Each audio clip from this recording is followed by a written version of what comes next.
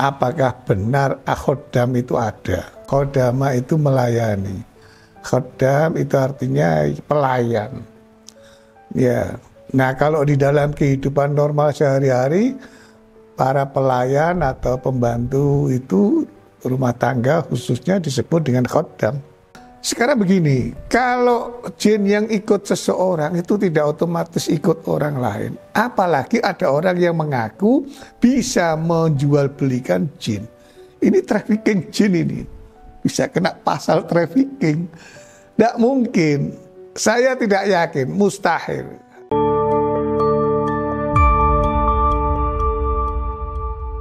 Assalamualaikum warahmatullahi wabarakatuh. Alhamdulillah, assalatu wassalamu ala rasulillah Sayyidina wa maulana Muhammad ibn Abdillah wa alihi wa ashabihi wa man walah ila yaumil qiyamah amma ba'd. Saudara-saudara, malam hari ini kita akan membahas satu persoalan yang sedang viral di masyarakat kita, khususnya penggemar internet, para netizen, yaitu tentang khodam. Apakah benar khodam itu ada? Ya. Khodam itu artinya melayani. Khodama itu melayani. Khodam itu artinya pelayan. Ya. Nah, kalau di dalam kehidupan normal sehari-hari, para pelayan atau pembantu itu rumah tangga khususnya disebut dengan khodam, yang melayani. Tapi apakah ada makhluk halus yang bisa menjadi pelayan kita? Nah, saya ingin memulai dengan cerita empiris tetangga.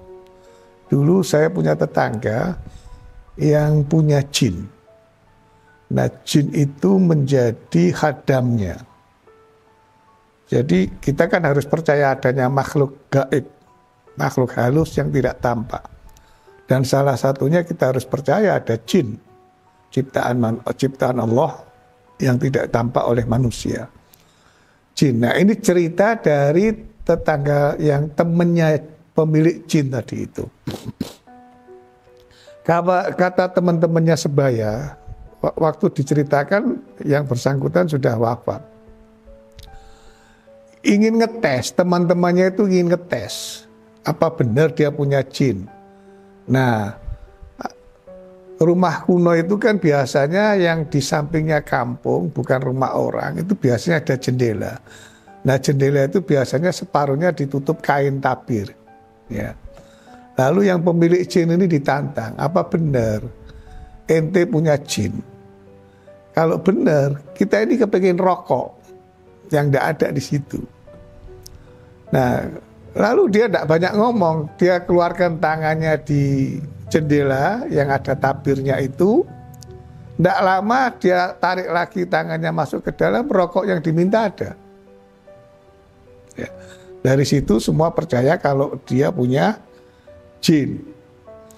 Nah, jadi memang ada praktek orang bisa memelihara jin menjadi pelayannya. Dan anaknya pemilik jin ini itu pemberaninya luar biasa karena dia merasa jin yang milik bapaknya itu ikut dia, melindungi dia gitu. Wallahu a'lam. Tetapi yang jelas itu tidak bisa diwariskan dan tidak bisa turun-temurun. Ya suka-suka jinnya itu. Mau ikut anaknya atau mau kemudian lepas cari majikan yang lain. Tetapi itu tidak dianjurkan di dalam Islam. Orang memelihara jin menjadi pelayannya. Karena apa? Karena bisa jadi suatu saat justru merugikan. Bisa saja dia ditipu oleh jin yang dipelihara itu.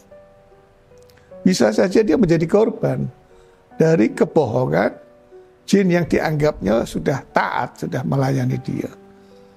Jadi walhasil intinya adalah kalau khodam itu berupa jin itu memang bisa dilakukan tetapi tidak dianjurkan. Apalagi bagi orang yang tidak memiliki kemampuan untuk tahan memiliki khodam. jin itu. Nah, sekarang begini, kalau jin yang ikut seseorang itu tidak otomatis ikut orang lain. Apalagi ada orang yang mengaku bisa menjual belikan jin. Ini trafficking jin ini. Bisa kena pasal trafficking. Tidak mungkin. Saya tidak yakin, mustahil. Sangat mustahil. Karena dia, itu kalau jin ya, itu kalau jin. Kalau jin itu dia pasti akan mengikut kepada orang yang dia suka. Tidak mungkin dia bisa dikuasai oleh seseorang. Bisa jadi meskipun dia menjadi pelayannya, tetapi belum tentu menguasai. Nah itu yang bahayanya. Sebaliknya malah pemiliknya itu bisa saja malah dikuasai oleh jinnya itu tadi. Jadi tidak mungkin ada orang yang mengklaim dia bisa jual beli jin, kemudian jin itu dijual kepada orang tertentu dan di situ kemudian dia menjadi pelayannya itu, trafficking. Nah, itu kalau jin. Nah, apalagi kalau kemudian di luar jin, makhluk-makhluk yang jahat. Ya, jangan lupa jin sendiri itu kan ada yang Islam, ada yang tidak Islam. Kalau dia kemudian, kalau tadi yang cerita awal saya itu memang jinnya jin Islam. Tapi bagaimana kalau kemudian yang diperjualbelikan? Jin-jin jahat bersedia untuk diperjualbelikan, lalu dia justru malah menjerumuskan kepada yang diikuti. Jadi sangat berbahaya. Nah apalagi kalau kemudian bukan jin, ada makhluk-makhluk yang lain, ada bacaan-bacaan tertentu yang kemudian bisa menjadi khodamnya dan akan melindungi dia. Saya khawatir kalau itu diyakini akan masuk ke dalam kemusyrikan. Mempercayai sesuatu yang seperti itu. Bisa syirik. Nah tetapi tidak mengherankan kalau kita membaca sebuah hadis yang diriwayatkan oleh Ibnu Majah. Hadis ini sanadnya hasan. Yang juga diriwayatkan oleh Imam Ahmad bin Hanbal. An Abi Hurairah qala Rasulullah sallallahu alaihi wasallam sayati 'alan nasi sanawatun khadda'at yusaddiqu fihal kadhib wa yukadzibu fihas shadiq wa yu'tamanu fihal kha'in wa yakhunu fihal amin wa yantiku fihar ruwaibidah. Qila wa mar ruwaibidah qala ar-rajulun natiku fi amril ammah. Di dalam hadis ini Rasulullah SAW dari Abi Hurairah radhiyallahu anhu, beliau bersabda, Rasulullah bersabda akan datang pada manusia tahun-tahun dusta, tahun-tahun penuh dengan kedustaan. Yusaddiqu fihal kadhib, orang pendusta itu dipercaya. Sebaliknya orang jujur didustakan. Saya ulangi, pendusta dipercaya, orang jujur didustakan. Wa yu'tamanu fihal kha'in, orang yang khianat itu malah dikasih amanah. Sedangkan orang yang jujur malah justru dikhianati. Sampai berkata juga Ruwaibidah, kata Kanjeng Nabi. Para sahabat bertanya, siapa yang dimaksud Ruwaibidah? Karena nggak ada orang yang bernama Ruwaibidah. Gila, wamar Ruwaibidah. Apa yang dimaksud dengan Ruwaibidah? Siapa itu? Nabi mengatakan, ar-rajulun natiku fi amril amma. Orang yang orang yang tidak tepat, tetapi dia diserahi untuk urusan umat. Tahun-tahun kedustaan. Nah ini adalah menjadi salah satu dari pertanda akhir zaman. Al-Khadda'at. Jadi kalau hari ini ada fenomena tentang khodam, orang-orang yang mampu melakukan, mengklaim itu. Duh, yang anehnya lagi ada orang yang percaya itu. Saya seandainya ditawari, saya ingin buktikan, tunjukkan dulu kepada saya khodamnya kayak apa. Jangan-jangan yang muncul itu wajahnya dia. yang menawarkan khadam itu. Tidak mungkin. Ini adalah sanawat khoda'at. Nah, yang kedua itu nanti kalau kita mempercayai khadam itu seperti yang tadi saya khawatirkan, kita malah bisa terjerumus ke dalam kesyirikan. Ya, misalkan begini, kita mau pergi, lalu kita tanya kepada khadam kita, ini hari saya baik tidak atau pergi? Lalu muncul bisikan, mungkin setan, jangan pergi atau pergi. Loh, itu malah justru praktek yang dilakukan oleh orang-orang jahiliyah dahulu, meskipun sarana dan medianya berbeda. Ya, tentang kesialan, saya ingin mengutip apa yang ada di dalam hadis Bukhari dan Muslim dulu. Di dalam hadis Muslim,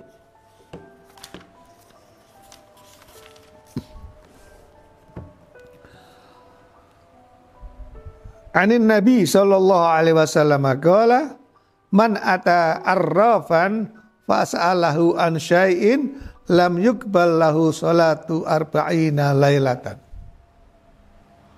Orang yang mendatangi tukang ramal, ya, kemudian dia bertanya tentang sesuatu, maka 40 malam sholatnya tidak akan diterima. Hadis ini jangan dipahami secara harfiah. Kalau kita sebetulnya untuk apa sih punya khodam?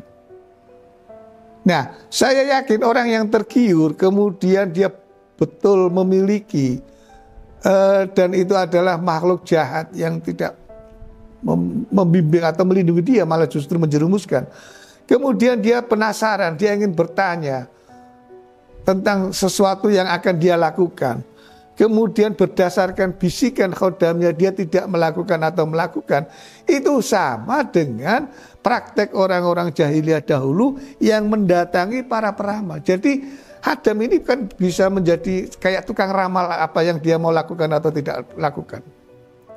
Khadam ini bisa berstatus sebagai arrafan. Arrafan itu tukang ramal. Tidak boleh. 40 malam sholatnya agak akan diterima. Nah, kalau kemudian ada pertanyaan, itu bagaimana tentang ramalan cuaca? Boleh enggak tanya kepada BMKG? Apakah BMKG atau juru bicara BMKG itu termasuk arrafan? Enggak. Enggak. Karena apa? Karena BMKG atau ramalan cuaca itu berdasarkan perhitungan ilmiah, scientific. Bukan berdasarkan bisikan atau dugaan-dugaan yang seolah-olah dia mendengar suara langit atau seolah-olah dia mengetahui apa yang terjadi dan berdasarkan suara gaib dan keyakinan-keyakinan yang tidak benar. Beda. Ya. Tetapi kalau ada orang meramal tanpa ilmu pengetahuan saintifik, maka sudah pasti dia termasuk kategori arrafan. Nah, saya khawatir para khodam itu nanti akan menjadi arrafan bagi para pemiliknya. Katakan jin yang tadi saya ceritakan di awal. Bisa jadi dia tanya dulu, "Hei jin, ini gimana sebaiknya? Saya naik kereta atau naik pesawat?" Ya. Saya pergi atau enggak? Ini besok saya mau ujian skripsi, sebaiknya minta ditunda atau tidak. Wah, kalau dia bilang ditunda, seterusnya ditunda, gagal jadi sarjana Anda. Jangan sekarang terus. Arrafan, ya. Nah, praktek itu bisa juga dikategorikan sebagai praktek perdukunan. Di dalam hadis Bukhari, Nabi Hurairah radhiyallahu anhu an Nabi sallallahu alaihi wasallam qala la adwa wala tiarata wala hamata wala safar. Tidak boleh. Praktek orang jahiliyah dulu itu termasuk menghindari bulan Safar.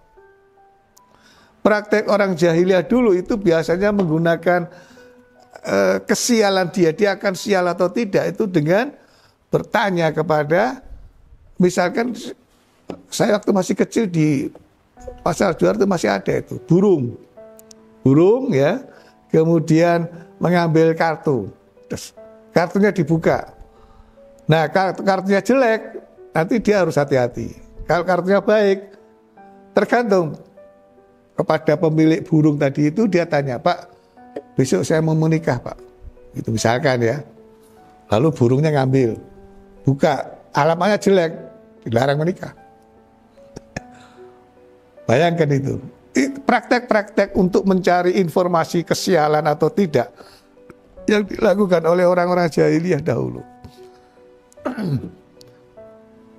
Tadi sudah ada 3 hadis yang diriwayatkan Ibnu Majah, takhrijnya Hasan, kemudian Sahih Bukhari dan Muslim.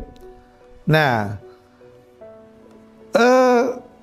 tadi arrafan tukang ramal, tapi khodam itu juga bisa mengkhawatirkan dia akan menjadi dukun pemiliknya.